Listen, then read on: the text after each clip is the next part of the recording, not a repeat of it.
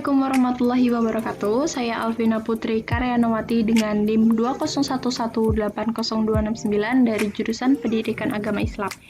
Nah, saya di sini akan memenuhi tugas mata kuliah Metodologi Penelitian Pendidikan Kualitatif. Nah, untuk tugasnya ini, untuk tugas UTS, ini adalah mereview jurnal.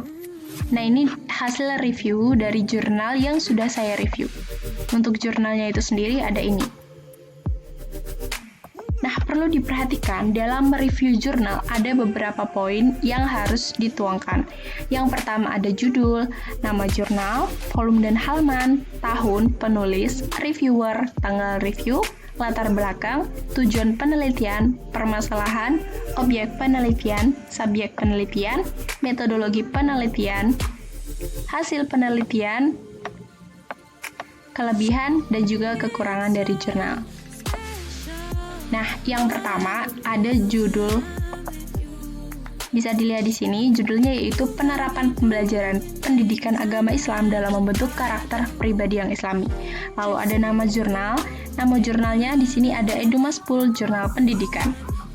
Nah, untuk volume dan halaman yaitu ada volume 2, nomor 1, halaman 79 sampai dengan 96. Untuk tahun keluaran itu sendiri ada bulan Februari tahun 2018.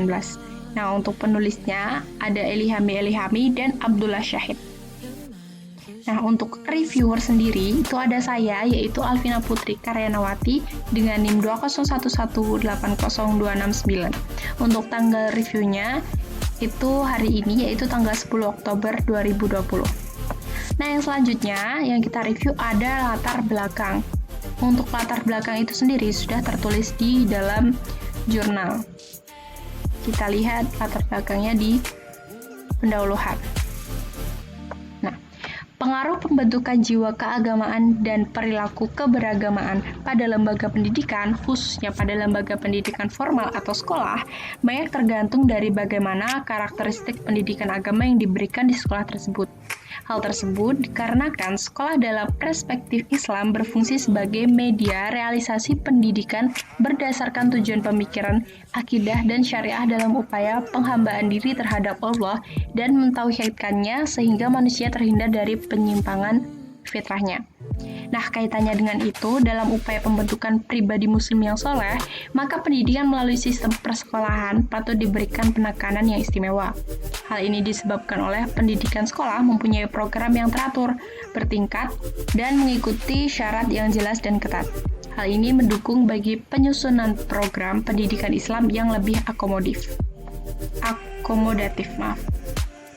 Lalu, agar tidak terjadi kegiatan pembelajaran yang membosankan bagi peserta didik, seorang guru perlu menciptakan strategi pembelajaran yang baik dan selaras dengan kebutuhan peserta didik tersebut. Nah, melihat dari strategi yang diterapkan guru pendidikan agama Islam dalam rangka menghasilkan output yang handal, terutama dalam menciptakan peserta didik yang berakhlak dan berwawasan keislaman. Nah, ini sudah tertuliskan di sini. Kalau untuk tujuan dari penelitian itu sendiri, kita lihat dari latar belakang yang sudah tertera dan juga yang sudah ada di jurnal ini.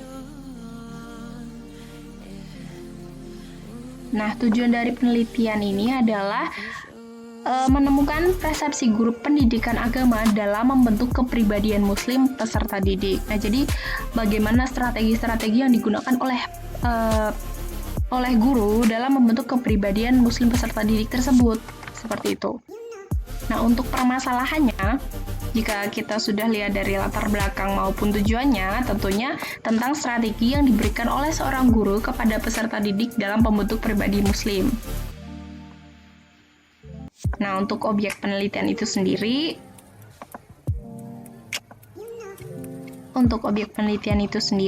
ada strategi pembelajaran, kepribadian muslim, pendidikan agama Islam, dan juga peserta didik.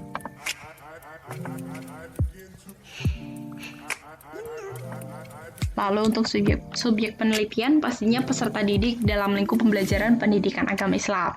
Nah, untuk metodologi penelitiannya, ini sudah dituliskan di dalam jurnal.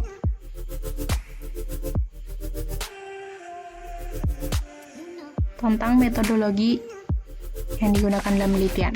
Nah, untuk jenis penelitian itu sendiri adalah penelitian kualitatif. Nah, penelitian kualitatif adalah prosedur penelitian yang menghasilkan data deskriptif berupa kata-kata tertulis atau lisan dari orang-orang dan perilaku yang dapat diamati. Nah, untuk penelitian ini itu menggunakan dua jenis sumber data, yaitu data premier. Data premier dalam penelitian lapangan merupakan data utama yang diambil langsung dari para informan, yang dalam hal ini adalah guru pendidikan agama Islam itu sendiri. Data ini berupa hasil interview atau wawancara data.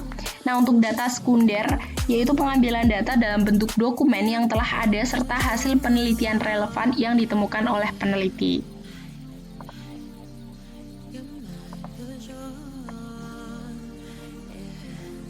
Lalu untuk tekniknya, jadi teknik pengumpulan data yang digunakan peneliti yakni observasi atau pengamatan, cara-cara menganalisis dan mengadakan pencatatan secara sistematis mengenai tingkah laku dengan melihat atau mengamati individu atau kelompok secara langsung.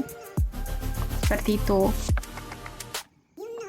Nah, setelah kita ada latar belakang, tujuan penelitian, lalu permasalahan, objek penelitian, subjek penelitian, dan juga metodologi penelitian, pasti ada hasil penelitian.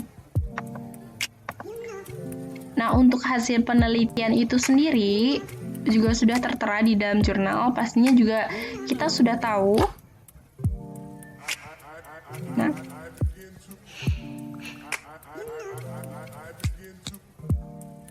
untuk hasil penelitian itu sendiri adalah seorang guru harus mengetahui tugas dan tanggung jawabnya sebagai pendidik. Nah, guru di samping memiliki tugas mengajar juga bertanggung jawab terhadap pencapaian pembelajaran peserta didiknya. Pencapaian pembelajaran itu harus memenuhi 3 aspek, yaitu ada kognitif, psikomotorik, dan juga afektif. Nah, dari hasil observasi dan wawancara di sekolah dapat diketahui bahwa pembiasaan-pembiasaan yang dilaksanakan melalui pembiasaan berjabat tangan ketika bertemu, senyum dan mengucapkan salam ketika bertemu guru misalnya, hal tersebut menjadikan lebih akrab dengan guru sehingga berpengaruh pada penghargaannya terhadap guru. Kemudian, pembinaan moral peserta didik dilakukan dengan nasihat, kegiatan keagamaan, dan sebagainya. Nah, dari upaya tersebut bisa dilihat yaitu sangat berpengaruh terhadap perubahan sikap peserta didik. Seperti itu. Lalu, untuk kelebihan dari jurnal ini, setelah saya melihat atau mereview dari seluruh poin-poin yang sudah tertera di atas, kelebihannya yaitu penjelasan dalam jurnal sudah dijelaskan dengan cukup terperinci serta sesuai dengan pembahasan yang menjadi judul jurnal yang tertera. Nah, dalam jurnal ini juga telah menyertakan penjelasan tentang berbagai orang yang berpendapat dalam bidang pendidikan.